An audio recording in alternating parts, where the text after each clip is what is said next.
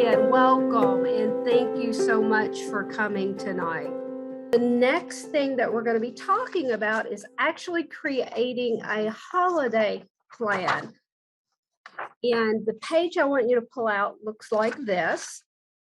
And we'll go over some ideas and talk about a few things that make sense for making this type of plan. And this is one of my favorite parts. I love all the information that everyone shares. And this is where kind of the bones, rubber meets the road. We get to put together our own plan that makes sense for us. So while we talked about putting together that self-care plan, let's dive into that holiday plan. Most of us, even if we weren't grieving, we seem to get overwhelmed by the holidays. There's a lot to do. And when you're grieving, asking that person to do that, I mean, it feels overwhelming and pretty much impossible. So what this holiday plan is for is trying to get you to really get to the root of what's important to you for your holiday season. And just like our grief, that's going to look different for everyone. But what this actual plan does is make you think about what is really important and what you need and what maybe you don't need for this holiday season. So let's take a look at a few things on this grid. The first thing, when we take a look at this piece of paper that says planning for the holidays, the first up is shopping. So holiday shopping. Is that something you want to do? It could be Thanksgiving shopping for the groceries. It could be present buying for the family. Is this something that you want to do this year? Is it something that maybe you could ask for help with? So what all of this listing of holiday jobs is for is to try to figure out what is important for you to tackle while you're grieving this holiday. And we can add to this if some of these holiday job lists don't meet what you feel is important and you feel there's something for you that is, add it in and take it all the way across because it's asking you some questions for you to determine what is important for your holiday season. You know, for example, are these changes something that you would like to make?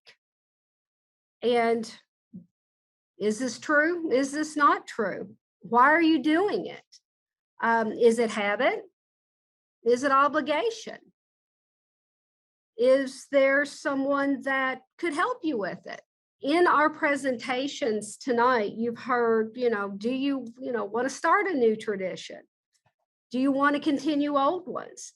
This is what this is asking you to do, is really evaluate what you feel you need to do.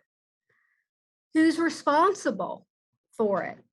Is this something that you can share? Is this something that you can give to someone else to help you do if it's important and it needs to be done? Or is this one particular task something that you really enjoy and you want to take it on and own it for just yourself?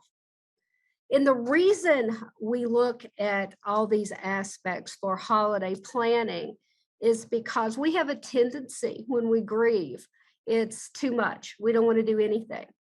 Well, we know we should do something, but what does that something look like? So hopefully by actually using this method, you can come up with what really matters to you, have that in your holiday, and it provides you with a way of doing it that takes the stress level down just a wee bit. Because if we plan it and we have an idea how we're going to do it, it usually takes a lot of our anxiety away when it comes to all of the things we have to do for the holidays. So what it does is help mitigate those anxieties because you've got a plan. And we tell you all the time, if you have a plan, you can name it and you can own it, you have more control over it.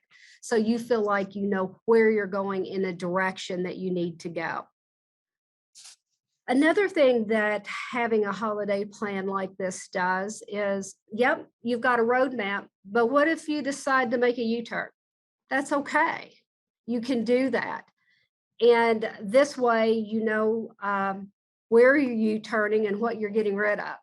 And that's the nice part about this. It allows us to think through our planning process to know what's important so we can either do it, substitute it, give it to someone else to do, or create a new tradition that makes more sense for us now. It all goes back into that self-care. We've got to be able to take care of us. And in the holidays, we worry about taking care of everyone else. And we only have so much energy when we grieve. So what this is allowing us to do is be very methodical about where we're putting our energy and our time. And that's important when you've got a limited resource. And we are, all of us, you are a limited resource. So this gives us the best ability to be able to have as much as possible, stress reducing holiday. Let's kind of put it that way. I don't know if there's a stress-free one, but at least this brings the level down a bit because planning gives you that control.